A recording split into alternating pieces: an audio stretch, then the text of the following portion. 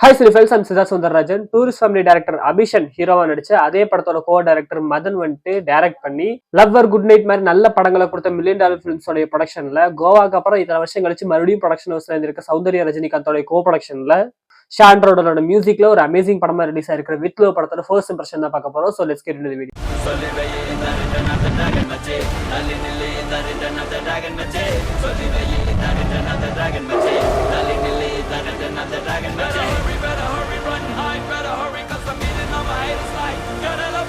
All over the world, hip hop is a genre. I'm deep down the south, I'm a Valentine's மந்த்துக்கு ஒரு சரியான படமா அமைஞ்சிருக்கு. ஒரு அருமையான ஒரு அழகான படம், பயங்கர சிரிச்சு என்ஜாய் பண்ற படம். பிளாட் என்னங்கிறத பார்ப்போம். ஹீரோவுக்கு ஒரு அப்பா ஒரு அக்கா. அப்பா வந்துட்டு பெரியப்பா வீட்டுல இருக்காரு, அக்கா வந்துட்டு கல்யாணம் பண்ணி கொடுத்தாச்சு. ஸோ அவங்க அக்கா வந்துட்டு இந்த பையனுக்கு பொண்ணு பார்த்துட்டு இருக்காங்க, தனியா தான் வாழ்ந்துகிட்டு இருக்காங்க. ஸோ அப்படி பொண்ணு பார்க்கும்போது ஒரு பொண்ணு பார்த்து இந்த பொண்ணை போய் நேர்ல மீட் பண்ணு, போட்டோ எதுவுமே கொடுக்காம நேர்ல போய் மீட் பண்ணு சொல்லி அனுப்பிச்சு விட்டுறாங்க. அங்க போய் மீட் பண்ணதுக்கு அப்புறமா தான் தெரியுது அந்த பொண்ணு இவருடைய ஸ்கூல் ஜூனியர்னு சொல்லிட்டு.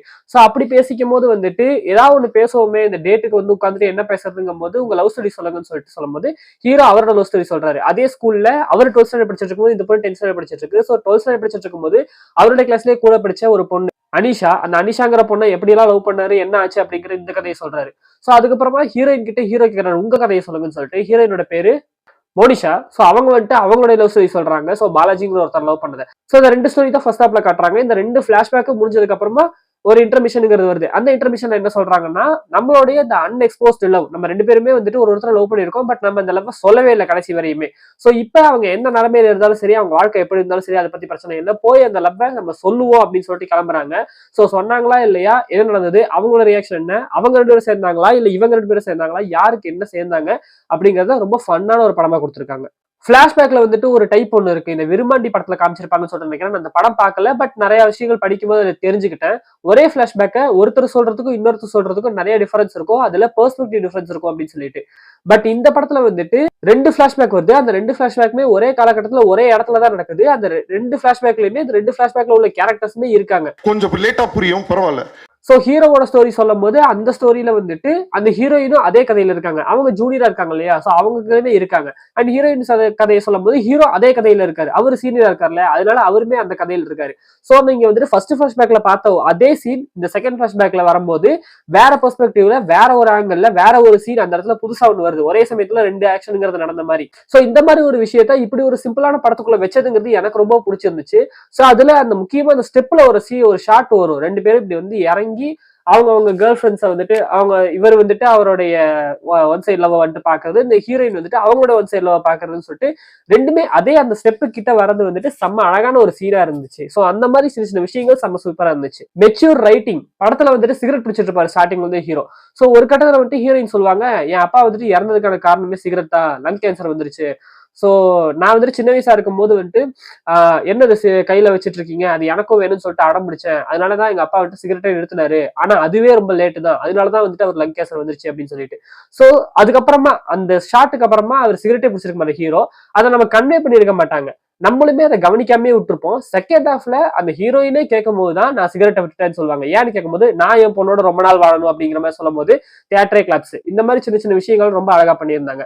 அண்ட் செகண்ட் ஹாஃப்ல வந்துட்டு தன்னோட எக்ஸ்லவ போய் தன்னோட ஒன் சைட் லவ்கிட்ட போய் ப்ரப்போஸ் பண்ணும்போது அவங்களுக்கு ஆல்ரெடி இப்போ வந்துட்டு கல்யாணம் ஆகி குழந்தை எல்லாமே இருக்கும் போது கூட அவங்க எப்படி இதை மெச்சூர்டா ஹேண்டில் பண்றாங்க, அவனுக்கு எப்படி இதை புரிய வைக்கிறாங்க, இது ஒரு சாதாரண விஷயம் தான், ரொம்ப பெருசா வரி பண்ணிக்காதங்கிறத எப்படி புரிய வைக்கிறாங்கிறது ரொம்ப அழகா ரொம்ப சூப்பரா காமிச்சிருந்தாரு. அந்த மெச்சூர் ரைட்டிங்கிறது செம்ம சூப்பரா இருந்துச்சு.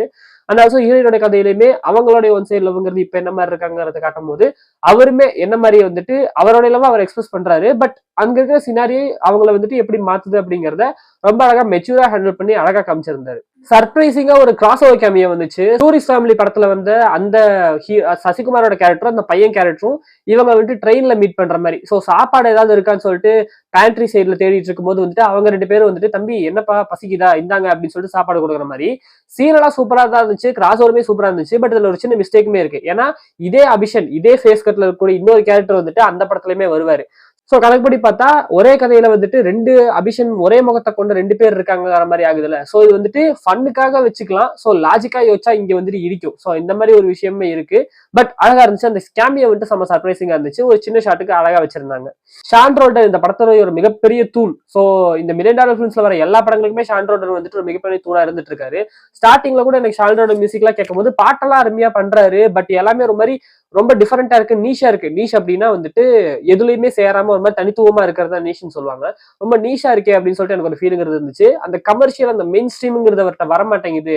மியூசியம் இருக்க சொல்லுவார்ல, ஒரு மெயின் ஸ்ட்ரீம் ஒண்ணு இல்லையா ஆதி அப்படின்னு சொல்லிட்டு டீக் மியூசிக் சுதாக சொல்லுவார்ல, அந்த விஷயங்கிறது இல்லாமே இருந்துச்சு. பட் இந்த படத்துல அது பயங்கரமா இருக்கு. இந்த படத்துல இல்ல, கடந்த சில படங்களாவே அவர் அழகா கண்டுபிடிச்சு எப்படியே வந்துட்டாரு போல இருக்கு. அந்த ஃபார்ம்ல அவர் பிடிச்சிட்டாருன்னு சொல்லிட்டு நினைக்கிறேன். அதே சமயத்துல அவருடைய இந்த ஹோம் கிரவுண்டும் வந்துட்டு அவர் 6 தான் அடிக்கிறாரு.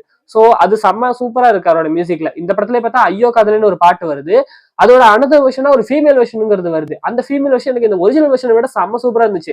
அது எனக்கு ரொம்ப பிடிச்சிருந்துச்சு. சோ இந்த மாதிரி மியூசிக்ல செம்ம சூப்பரான விஷயங்கள்லாம் பண்ணிட்டு இருக்காரு. அண்ட் மெயினான சாங்ஸ் இல்லாம வந்துட்டு படத்துல அன்ரிலீஸ்ட் சாங்ஸுமே சிலது இருக்கு. படத்தோட ஃப்ளோல வந்துட்டு வரது எல்லாமே அந்த அந்த சினரிக்கு ஏற்ற மாதிரி ஒரு குட்டி பாட்டா ஒரு 2 லைன்ல வந்துட்டு வந்து போகுது.